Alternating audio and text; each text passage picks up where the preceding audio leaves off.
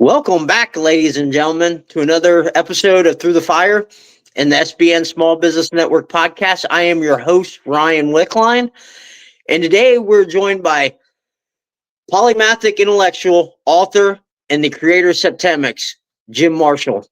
How you doing today, Jim? Hi, Ryan. Happy to be here. Hey, I'm happy to have you. So the number one question the audience is probably wondering, who is Jim Marshall? Okay.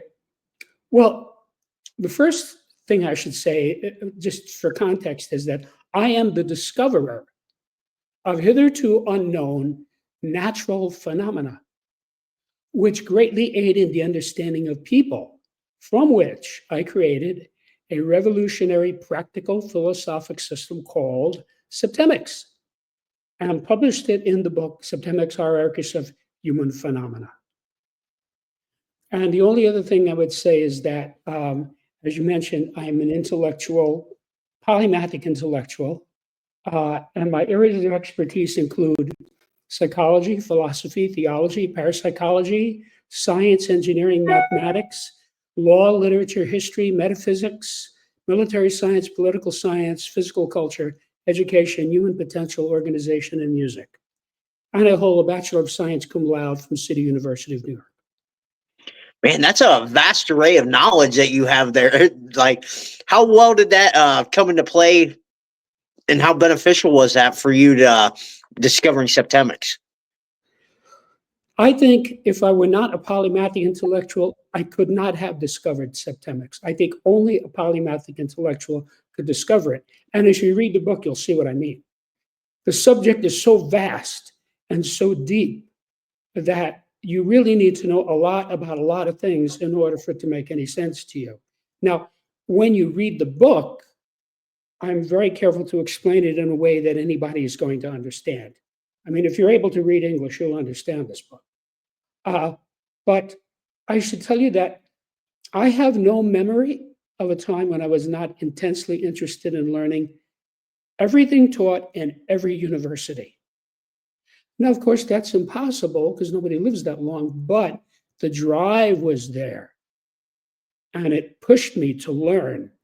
So I went to school for 28 years and I was an honor and scholarship student throughout.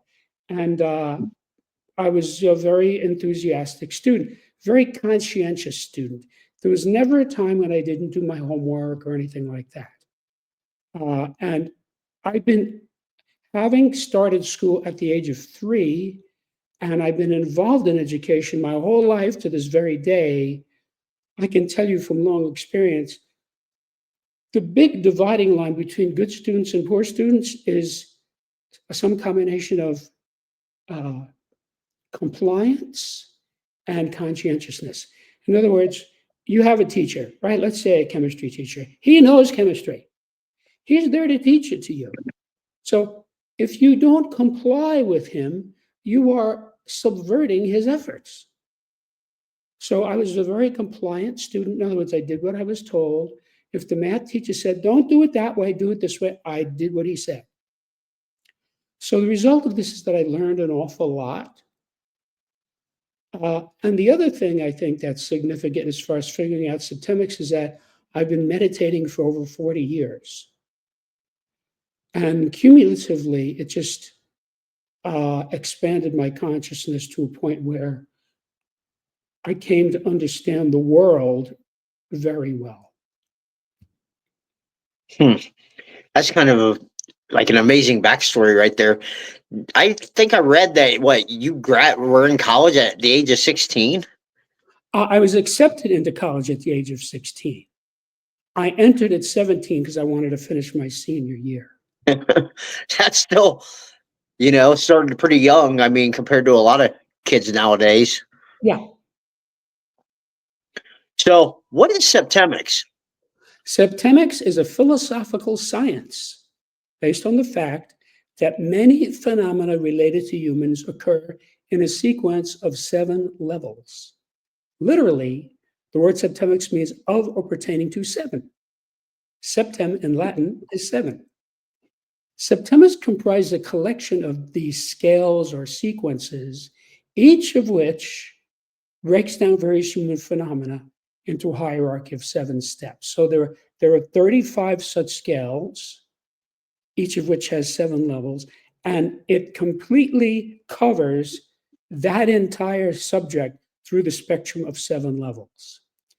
I probably now should tell you the names of the 35 scales, and then you'll know exactly what subject matter is covered in the book. Yeah, go ahead. Okay, so of the 35 scales, 24 I call individual scales, meaning they apply to an individual, and 11 I call group scales, they apply to a group.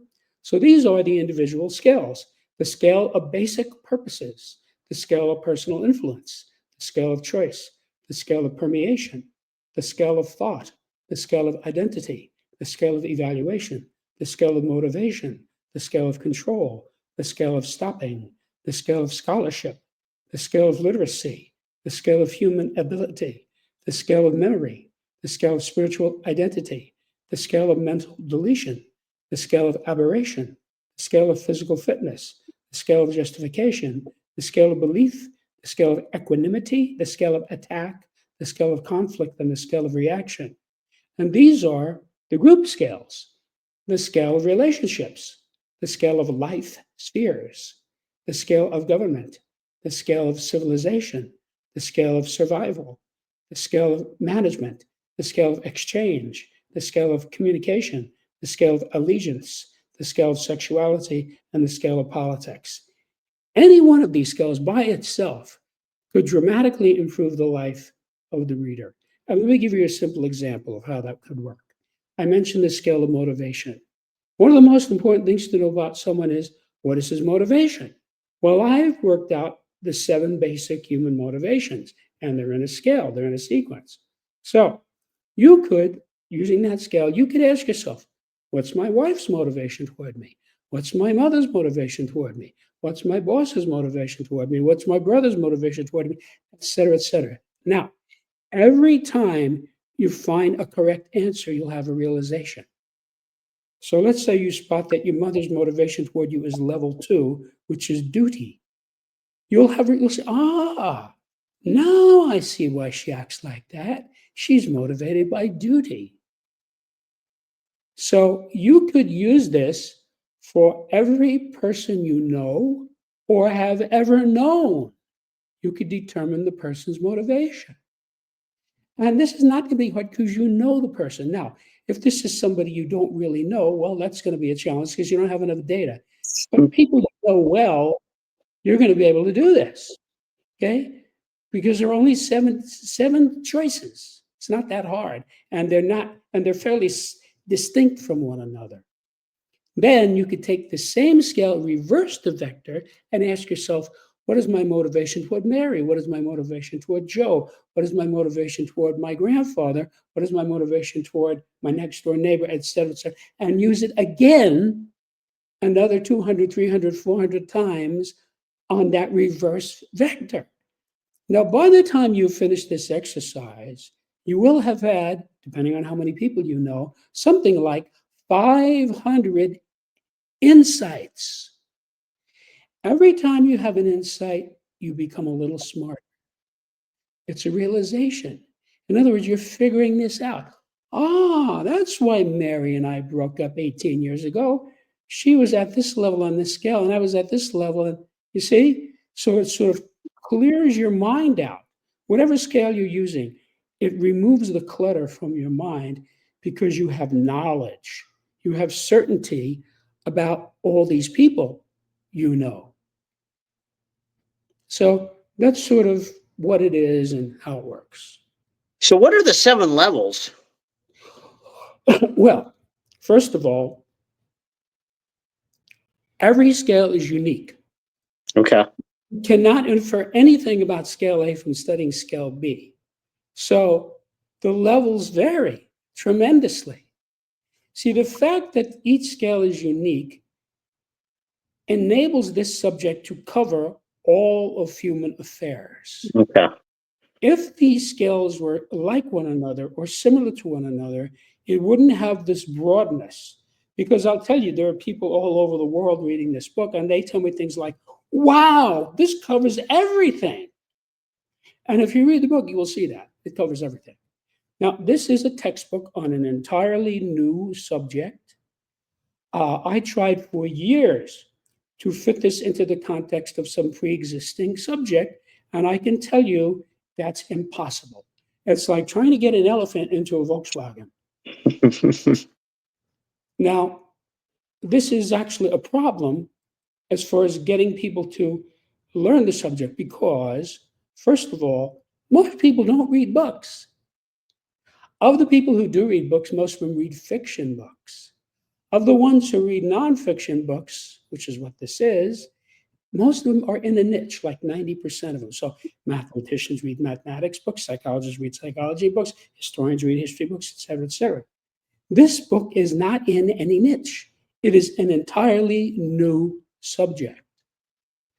So this makes it difficult to get people to read it. Now, when you read it, it will blow your mind. And I'm not basing that on my response. I'm telling you what people have been telling me for 30 years. Because some version of this book has existed now for almost 30 years. And people, they're actually shocked when they read this book because of the characteristics that it has. It changes your life because it's based entirely on natural law. So these scales, each of them is like the periodic table of elements, or Newton's 3 laws of motion, or the laws of thermodynamics, or the Pythagorean theorem. And let me tell you how I figured this out, and that will reinforce what I just said and explain it. So you mentioned about my getting accepted into engineering school when I was 16. Well, of course, at the time, I thought I was going to be engineering physical things like all the other engineering students thought. In other words, airfoils, motors, electrons, whatever. But by the time I had my bachelor's degree, it was clear to me I wanted to engineer the human psyche, which is an immaterial thing. And the reason for that is it is by far the area of greatest unknown, the area of greatest mystery, and more importantly, the area in which we as a race are failing miserably. 95% of the problems in industrialized society are because people don't understand people, don't understand the wife, don't understand the husband, don't understand the boss, et cetera, et cetera. This is huge. It goes in all directions. And I can explain a little bit more about how that works. But you have to realize that is why more than 50% of the people who get married in the United States get divorced. They clearly did not understand the person they were dealing with, or else that wouldn't be, they would have just not married that person. So they would have married somebody else or not gotten married. And that's also why all over the world, people routinely elect morons and criminals to run their governments. Okay? That's because they don't understand them. So I can absolutely guarantee you, when you read this book, it changes your whole view of life. That's what people keep telling me. It like rearranges your whole idea about people because this is natural law. So to make a long story short, I had a long career as a human development engineer, working one-on-one with hundreds of people of every description to help them to attain higher levels of ethics, responsibility, insight, et cetera, et cetera. And all of my clients improved as a result of our interaction. Incidentally, I started to notice after a while that I could predict the outcome of the session. And as the decades rolled by, it became obvious to me that the client would be at a specific level on a specific scale that I had previously observed and recorded. And as a result of our interaction, he would go to the next level up. Now, this happened thousands and thousands of times. And every time it did, it verified my hypothesis because The clients knew absolutely nothing about how I was doing what I was doing, what I was recording, what I was observing, or anything. All they knew was they came to me with some unwanted condition or problem, and they said, Jim, can you help me with this? I said, yes, and I did. That's all they knew. So a guy comes into the session, he says, I'm not getting along with my wife. I really need some help or we're going to get a divorce. Okay. 20 minutes into the session, he says, wait a minute. I just realized she's just like my mother. No wonder we don't get along. See, now his relationship with his wife just got better. I'm not saying that is the total resolution of it, but that would happen sequentially. And it didn't matter what the subject matter was, did not matter at all, because I used my engineering skills to make this occur, and they had no idea what that was. So by 1995, I had actually observed and recorded about 32 scales that just presented themselves in the session. I'd see it and I'd write it down. Now, also around that same time, I had a difficult client I was partnering one day, and I had this 6-level scale that by then I absolutely knew was correct. And I realized in studying this case that this client was at a level on that scale that I had not previously observed. In other words, it was actually a 7-level scale. I just had not seen that level before. As soon as I saw what this level was, it was obvious to me where to insert it into the 6-level scale. And when I did, that 6-level scale at that moment went from being a line, which is what a scale is, to a plane, meaning a whole body of data. Or to put it another way, all of this data jumped out at me instantaneously. I suddenly had all these interactive, interlocking mathematical data about this scale. Now, having taken 26 semesters of math and having loved every minute of it, when math appears, I recognize it. In anything, I think in math. So I saw the math there. Now, when I saw that, I said, whoa, I found something here. Because whatever the hell this is, it has to be natural law because it has mathematics embedded in it, like the Fibonacci sequence, for example. I don't know if you know what that is, but it's No. Okay. So there's this brilliant Italian mathematician named Fibonacci, and he noticed these certain numbers would appear in nature, certain numbers. Like, for example, if you take a sunflower and it has all these seeds in it, and you count the seeds one way, you'll get a Fibonacci number. And if you count them the other way, you get another Fibonacci number. So this is in seashells and pine cones, all kinds of natural phenomena. These numbers appear. So he looked at this and he said, this has to make some kind of sense because these creatures don't know anything about math. They don't even have brains, but they've been constructing themselves this way for billions of years. So what he did is he reverse engineered the formula out of the numbers. In other words, he asked himself, what formula, if I had, would contain all these numbers? And that's the Fibonacci sequence. So everybody in the math world has it now. It's very specific. And we now know the Fibonacci numbers to infinity. So in other words, he looked at nature and he saw something in it and he was able to figure out the sense that it made. That's the same thing that I did here. I just had a much larger body of data because I work with clients for 40 years. So several people have said to me, what book is your book like? And I have to tell them in all candor, I don't think there's ever been a book like this before, at least on Earth.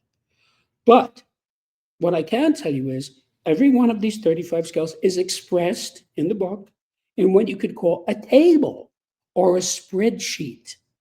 And that table is very similar or comparable to the periodic table of elements.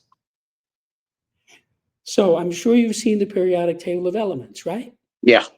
So remember when you first saw it, you were maybe 12 or 13 or 14, right? You looked at this thing, right? And all these little boxes arranged horizontally and vertically, right? Doesn't take too much to look at that and say, hydrogen is 1, helium is 2, lithium is 3, and it just goes down this way. See, and it all works. And the more you study chemistry, the more it makes sense to you.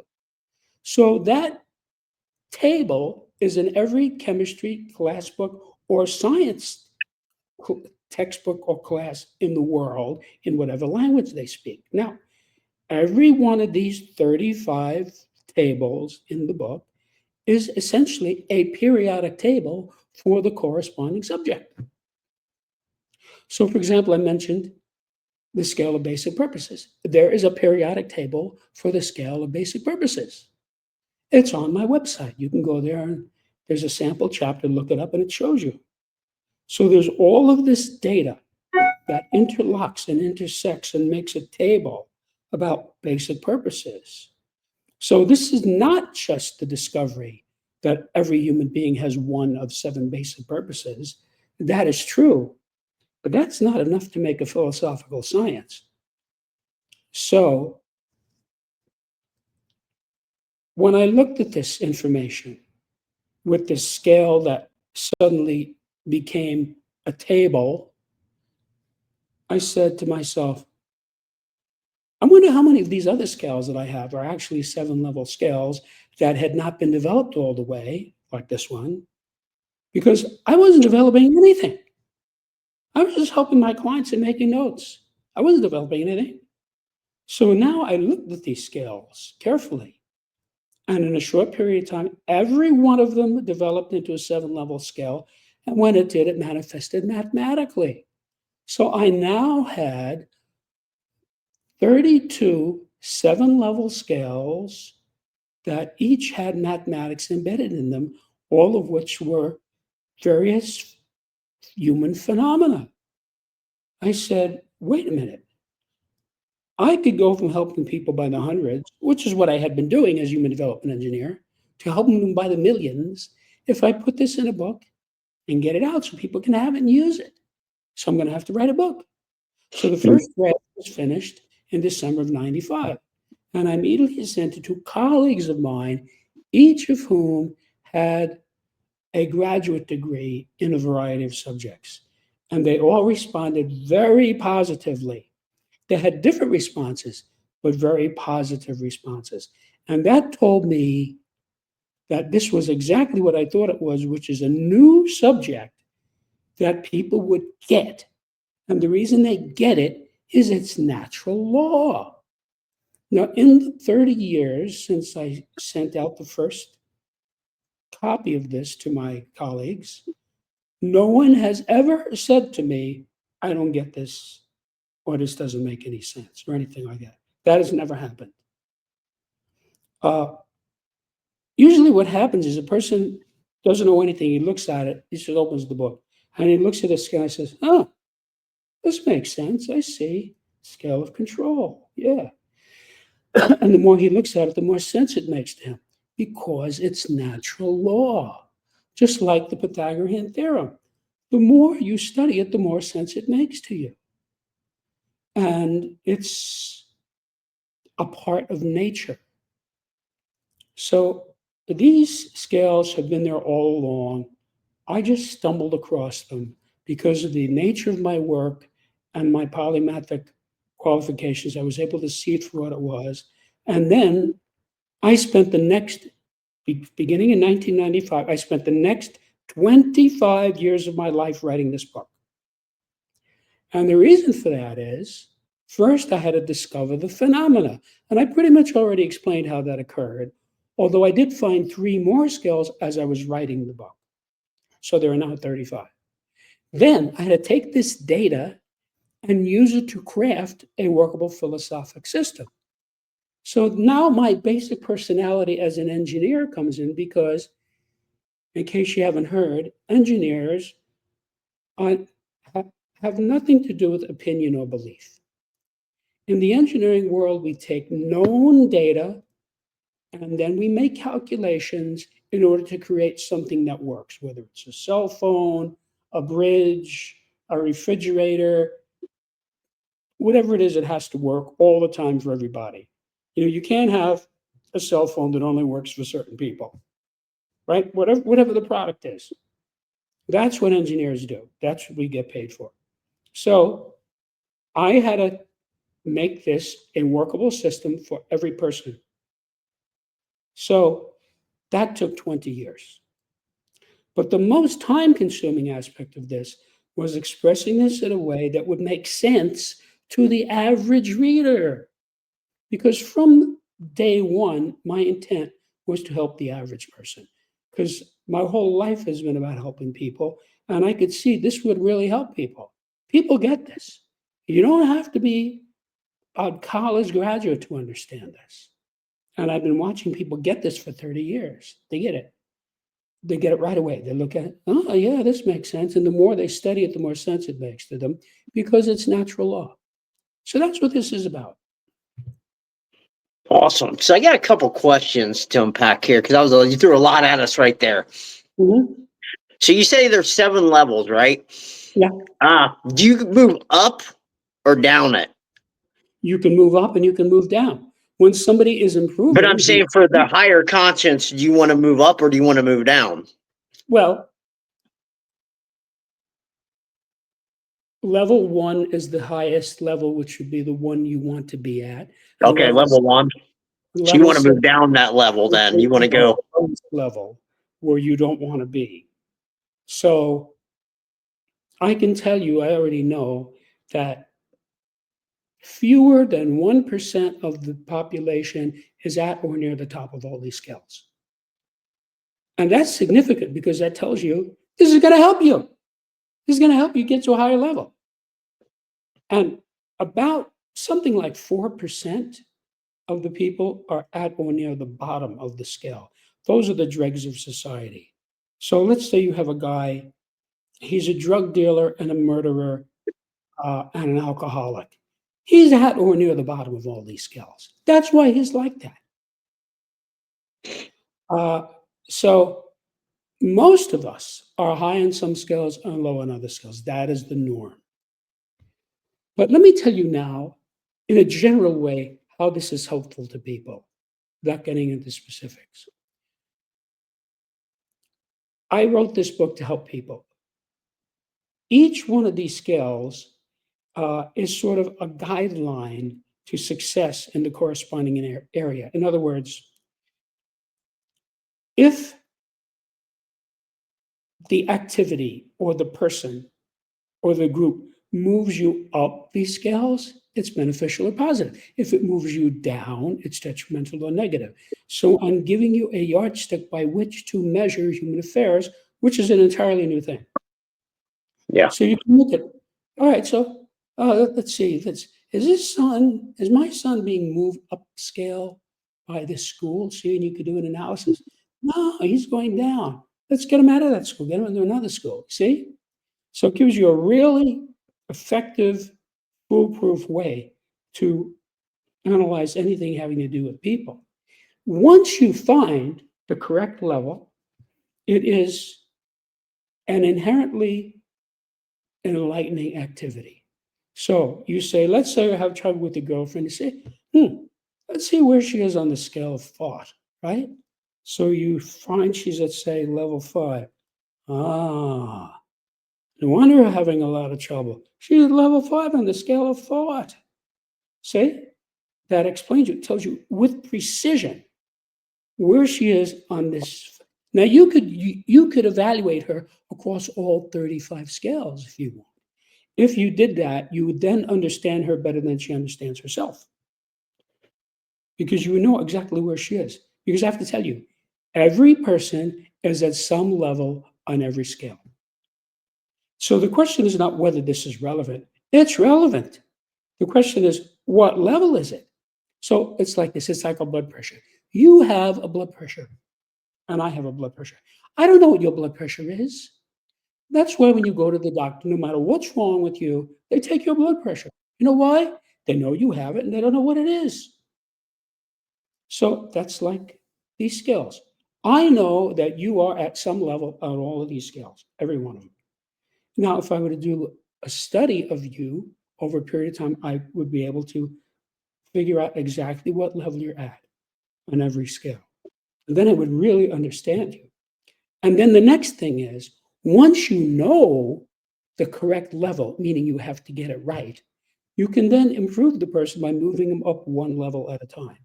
So let's say you find you're at level 4 on any scale. If you target yourself to go to level 3, you will get there. You know why? It's the next level up. It's just like if you're on the 3rd floor, you want to go to the 4th floor, it's the next level up. Okay? You can't go to the 5th floor without going through the 4th floor. So if you are at level 4 and you try to get to level 1 or 2, you will fail because it's too steep a gradient. It's not the next thing. So I have solved the gradient problem that has bedeviled mankind for 6,000 years. Let me tell you what I mean by that.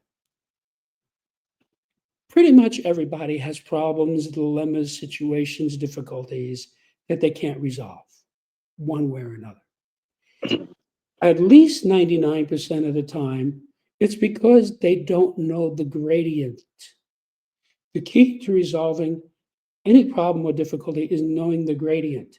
So let's say you came to me and said, Jim, I'm out of shape. Would you train me? I said, sure, I'll train you. I've worked as a trainer.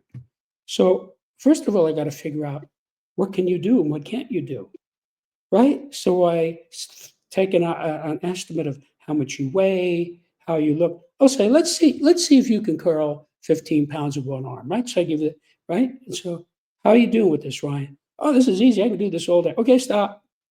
Let's go to 20 pounds. So now, how are you doing with this? Oh, well, this is more difficult. I said, well, how many can you do? Oh, I maybe could do 12 of these. Okay, stop. I want you to do 12 reps on each arm, 3 sets every day. And at the end of the week, we'll talk again.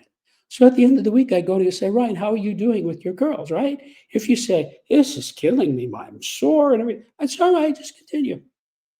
If you said, well, this has gotten quite easy, I'd say, okay, let's try 25 pounds. See, that's finding the gradient. That is what a trainer does.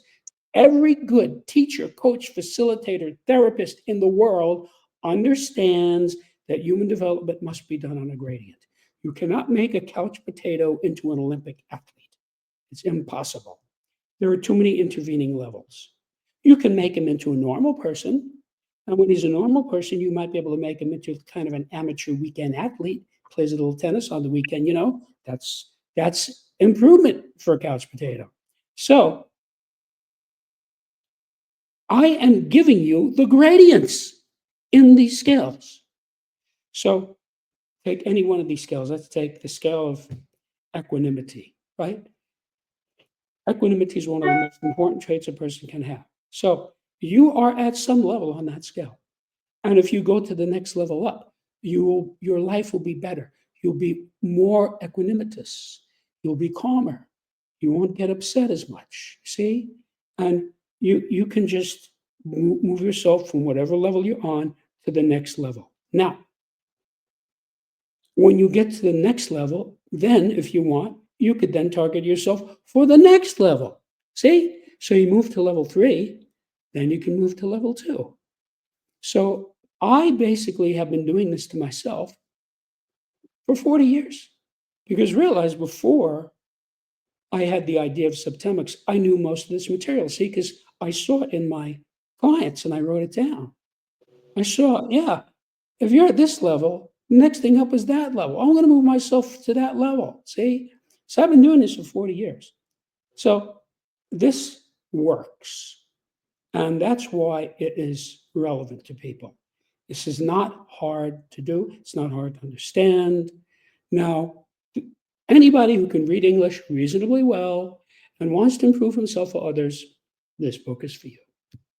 Awesome. So another question I have is, so this is basically just like a baseline standard So each person has these standards, or they're at this level, you're saying, and to get to that, and it just shows you these next, hey, you're setting in this basic standard right here. You're in this group, and to get to this next group, you have to do this. Well, have to do this. I mean, that varies tremendously on the person. In other words, what you have to do to get to the next level, that's an individual thing. Some people can move, let's say on the scale of control, they can move from level 5 to level 4 in 2 weeks. Other people, it might take them 2 years because, every person is different. We don't know what problems this person has. Maybe the person drinks. Maybe the person can barely read. We don't know what barrier she has. Maybe he has a wife who drives him crazy. But there's all kinds of things that are going to deter the person from moving up. So some people will move faster than others. Obviously, all of the positive traits that we agree upon are going to facilitate movement on this. In other words, the smarter you are, the easier it is to move. The more educated you are, the easier it is to move. The more calm you are, the easier it is to move. The more level-headed you are, the easier it is to move. So, all of the good traits that are commonly identified in what we call virtues, they all facilitate this process. And the opposite is also true. So when a person has a vice, he's a drug addict, he's a drunk, he's a wife beater, he's a professional criminal, or he's a political extremist, he's going to have trouble with some of these things. It's not going to be as easy for him. The general rule is the closer to the bottom of the scale you are, the harder it's going to be, A, to find your level, and B, to move yourself up. This is actually good news because the dregs of society are not going to benefit from this subject. I've been watching this for decades.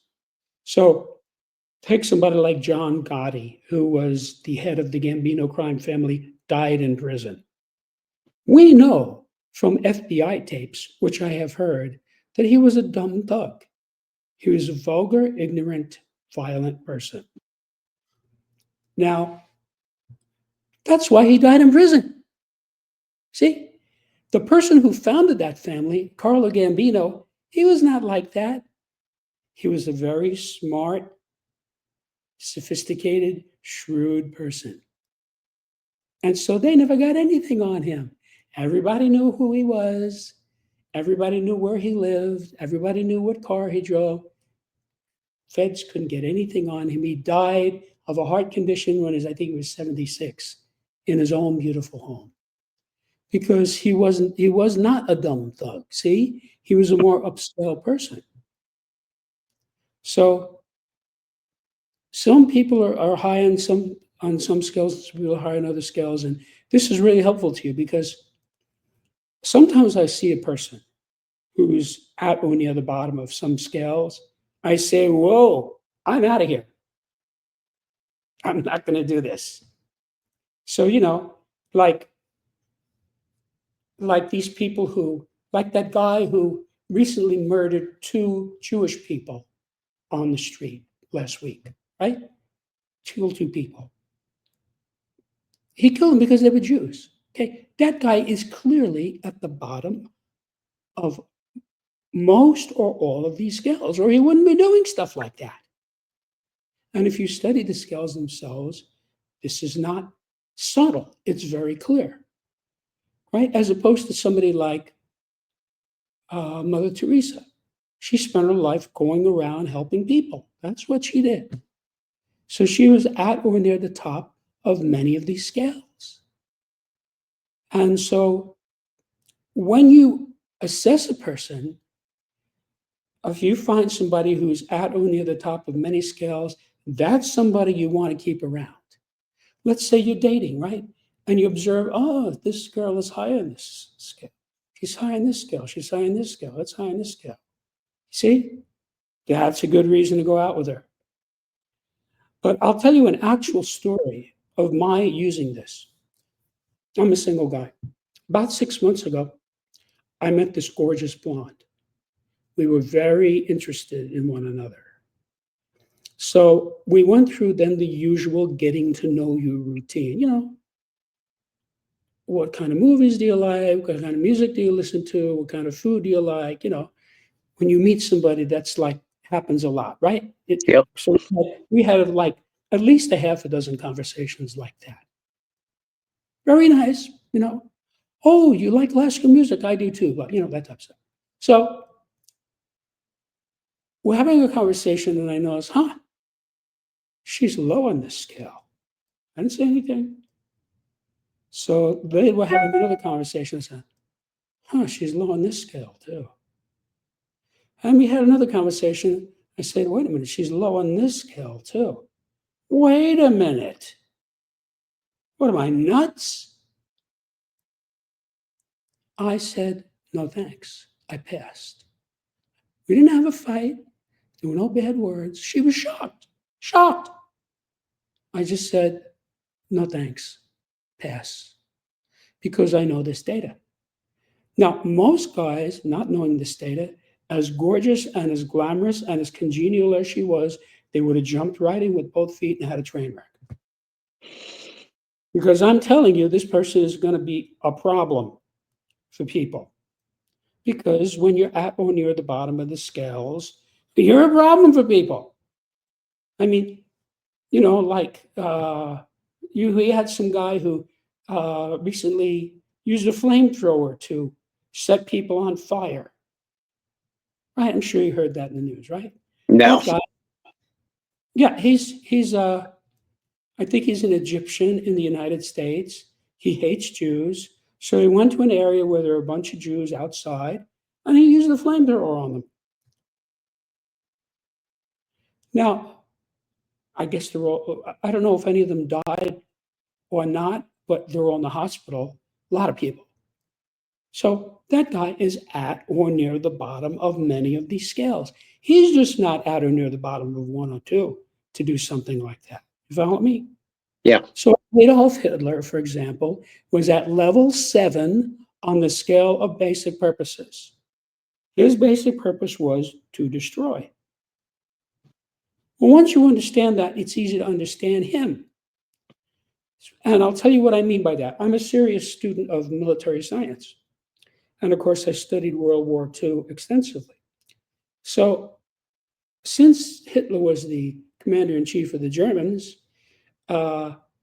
he was telling them what to do and what not to do. Now, of course, his generals consistently said, don't do that. And here is why. And he didn't listen to them. So I'm studying military science, right? And I'd run into something he did and say, wait a minute, that doesn't make any sense. Why would he do that? Because you have to understand military science has been around for thousands of years. There's lots of things we know you should do and you shouldn't do. And he did things that we know you shouldn't do. So his generals all went to military academies. They knew these things. See, they told him, don't do that. And he contradicted them.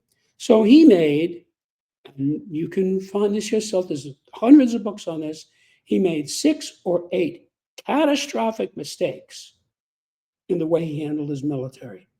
Aside from the fact that he was an evil person, just forget about that for now. Military science mistakes. He didn't know what he was doing. So when I realized that he was a destructive person many years later, because this material was revealed to me, then I understood. He wasn't just destructive to the Allies. We expect him to be destructive to the Allies. He was also destructive to Germany, to the Wehrmacht, to anybody he didn't like. There's all kinds of groups of people, the Jews and the gypsies and the gays and the retarded. He killed all kinds of people, right? Because he was destructive.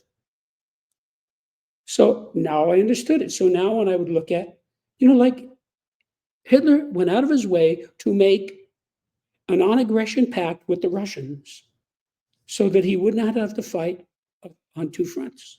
Very smart. That makes sense, right? Well, then he attacked them. His right-hand man, Hermann Goering, said to him, if the Russians get in the war, we will lose, which is exactly what happened. He didn't care. He attacked them, right? That's like crazy. That's what you get from somebody at level 7. He's crazy. He's destructive. It's a particular type of insanity. But you could be at the bottom of any one of many other scales and do equally destructive things. Like, for example, a political extremist, people who are setting Teslas on fire and Tesla dealerships on fire. Those are political extremists. Okay? And as I explained in that chapter, those are the persons who cause all the trouble. People who do assassinations, people who blow up buses full of children, those are political extremists. So they're dangerous people. So I have a friend of mine, wonderful person, smart, successful, clever, has a beautiful family, but he's a political extremist. So when that subject comes up, I don't mess with it. No matter what he says, I go around it. So let's say he gets on his rant, Donald Trump, whatever it is. I say, by the way, how's your son? Oh, he's fine. Well, what's he doing? Oh, well, now he's in England. He's got an assignment over there. Oh, really? Tell me about it. See, we're off it. We're on to another subject. So you can do that with any one of these scales. So like I have a friend of mine who's a very upscale person, very upscale, admirable, beautiful person. But she's low on a few scales like most people. So once in a while, she gets into that low scale. I said, oh, here it comes. And I just tiptoe around it. I don't make it an issue. I don't combat it. I don't know. I just tiptoe around it. See? And that preserves the relationship. This is very useful. So you have some guys going out with some girl, right? And she's pretty and they have a nice relationship. And then you find out that she's near the bottom of the scale of control. Okay? That is not a good thing. Somebody who's at level 6 is what we call a control freak. Okay? That's what it is. That's level 6 on that scale. So if you figure this out, oh, she's going into her control freak thing. So he just goes around it. He changes the subject. He doesn't make it an issue.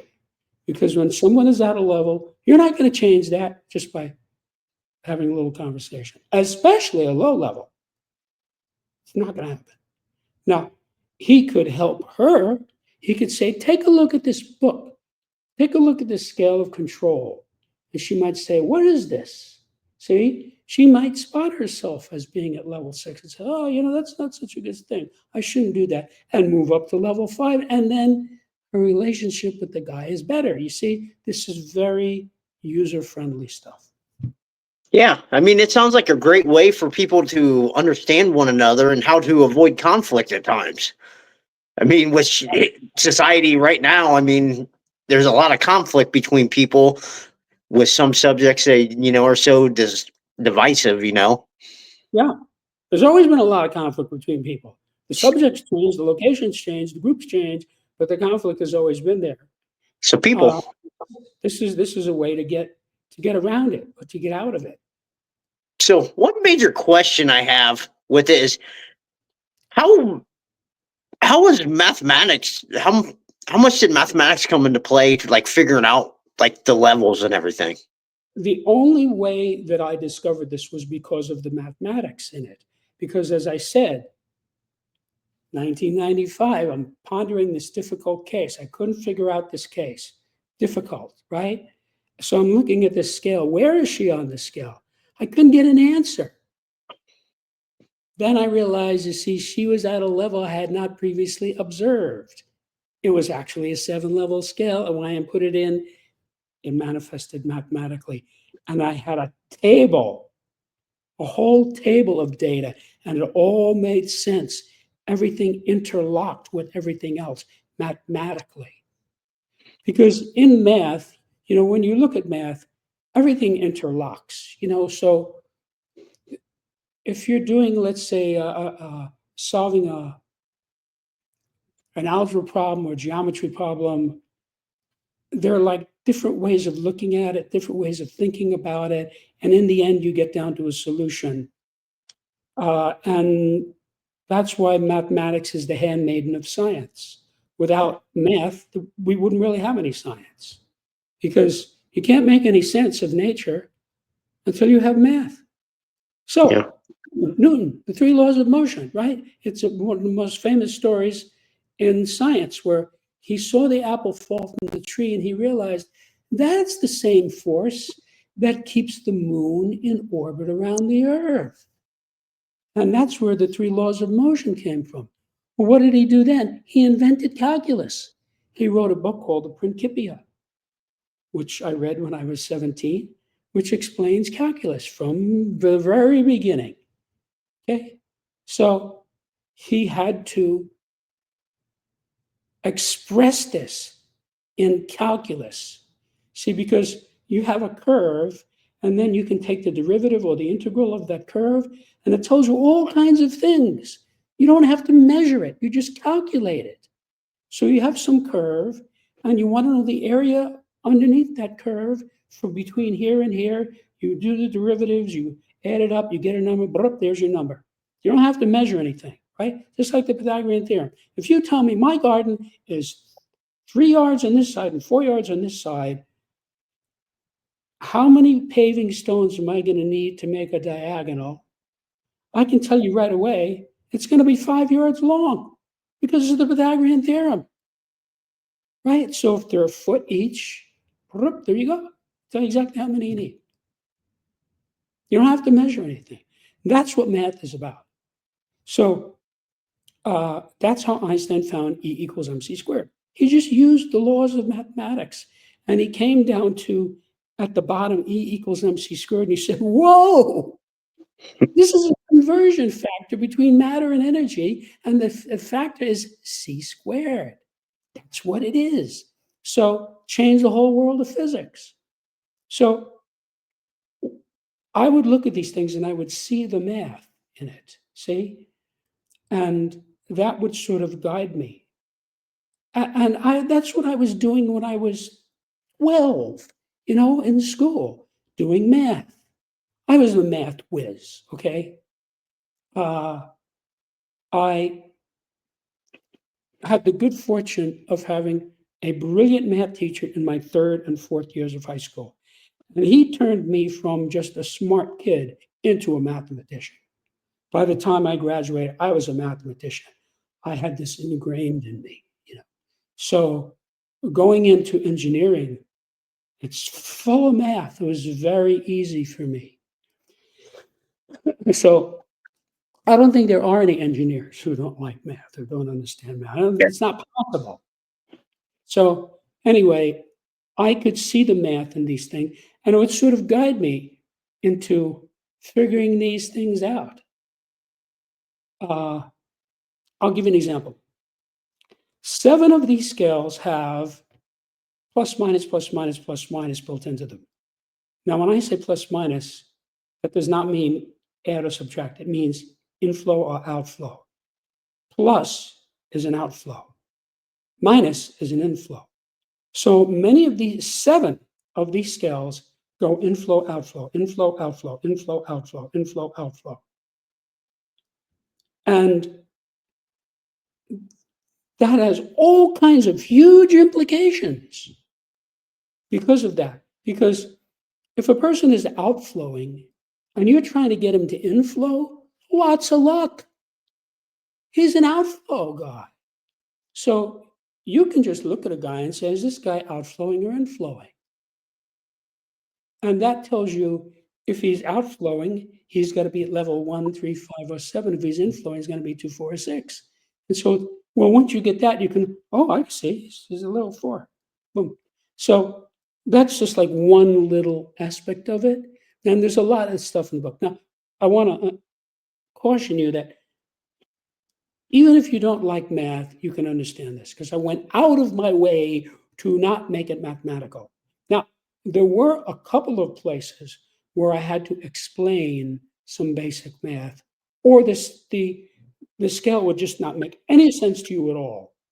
And I explained it. And that wasn't hard because I've been tutoring people since I was 14. Yeah.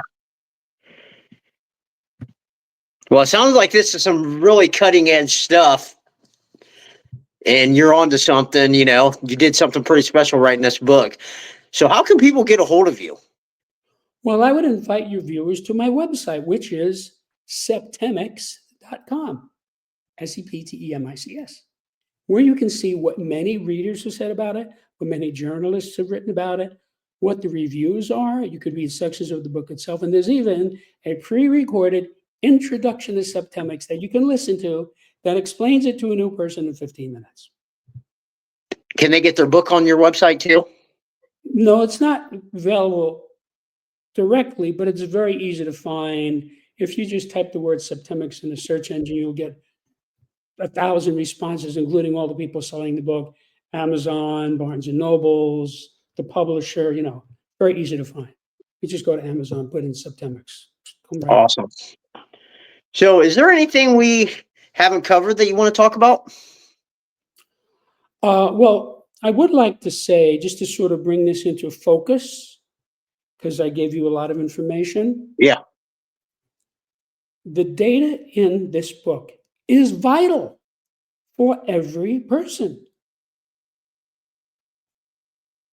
and can help you to achieve your goals faster and easier by explaining what might otherwise seem to be inexplicable or random. So you have things in your life that you couldn't figure out, right? So you had this relationship with Gertrude when you were 22 and you broke up and you're still saying, what happened there? It was so good. Why? Well, you could analyze it using this. Now I see. It's no longer an issue in your mind. You're done with that. See? So it clarifies your mind. So this really undercuts both depression and anxiety. And I could explain to you technically how that works, but take it from me. If you use this, you will have less depression and less anxiety. Because when you take apart the system and you look at it and you say, now I see. Well, there's no anxiety because you see it, whatever it is. See? Awesome. So, final question? What is one piece of advice you'd like to give our listeners about overcoming adversity? Well, I'll give you one piece of advice that has nothing to do with Septemics that I've given to many of my clients. Focus on the goals, not the barriers. Successful people do not focus on barriers. I'll give you an example. Elon Musk, right? He runs what, a half a dozen major companies, very complicated technical companies. He has thousands and thousands of problems that get thrown to him every day. Technical problems, administrative problems, tax problems, right? If we focused on them, he couldn't function. But listen to him speak. What does he say? We're going to go to Mars. That's the goal, you see? So all of this confusion that you're going to get in SpaceX, and believe me, I can tell you as an engineer, there's going to be massive amounts of confusion in trying to figure out, why didn't this work? Well, what should we use here? What fuel what valve should we, right? He doesn't focus on that. He focuses on, we are going to go to Mars. And I think he'll get us there. When you see people who fail, what do? They focus on the barriers. Well, I'm too short. I'm not handsome. I have an accent. These are barriers. I don't have a lot of money. I have a dumpy car. There's like a million excuses they come up with. It's focusing on the barriers. Don't do that. So, for example, when I was a young man and I was better looking than I am now, I went out with a lot of beautiful women. I didn't focus on the barriers. I didn't say, gee, maybe she won't like me. Maybe she'll think, blah, blah, blah. Maybe she doesn't like to hang out with musicians. I was a musician, whatever it is. I didn't do that. I just went up and say, gee, you're a beautiful girl. Can I take you to dinner? And usually they'd say, yeah. Or if they didn't, it's fine. They would say, well, I'm married. Okay, fine. See, but I was not focusing on the barriers. Now, my friends would come to me and they'd say, Jim, can you give me some advice about this girl or about women? And I would. But they were focusing on the barriers. Well, she kind of is irritating sometimes. Well, that's a barrier to the relationship, isn't it? All right. I would say, well, if you like her, just ignore the irritation and go on. And if you don't like her, get somebody else. See, it's very simple.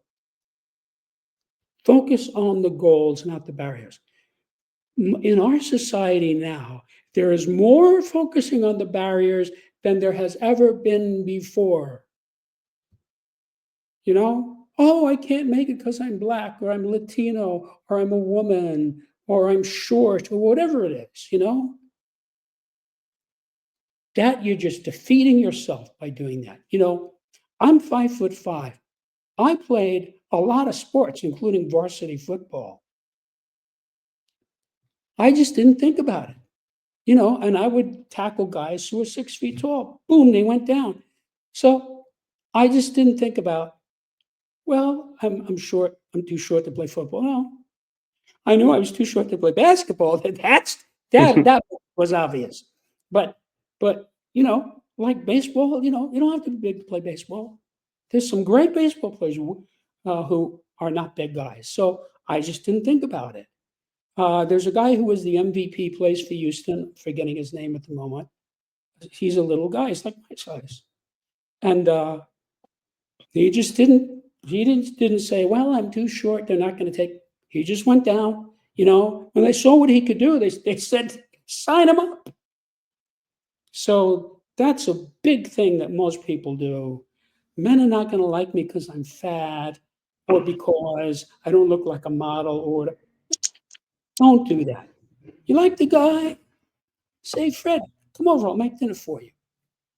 Don't focus on the barriers, because barriers can be overcome.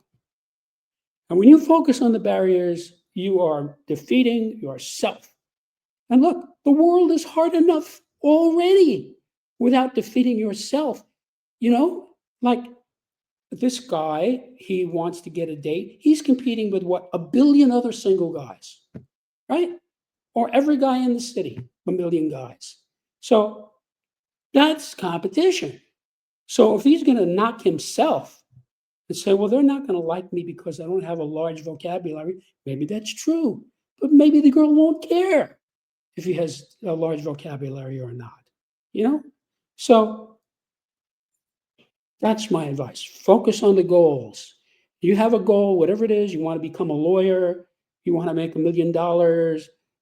You want to marry a beauty queen, whatever. Just focus on that. Now, I'm not saying to ignore the barriers. They're there. You have to know they're there. But don't focus on it, because it wrecks your head. It screws up your psychology. That's some great advice right there. Like, to get people, to overcome things. That's right. Well, Jim, thank you for coming on the show. It's been a pleasure and learning all about Septemics. Like I said, I think you're onto some groundbreaking stuff right there. Thanks, guys. Ryan. Yep. Thank you. Well, guys, that's going to be all the time we have here today. Make sure you go check out the Septemics website and go check out Jim's book.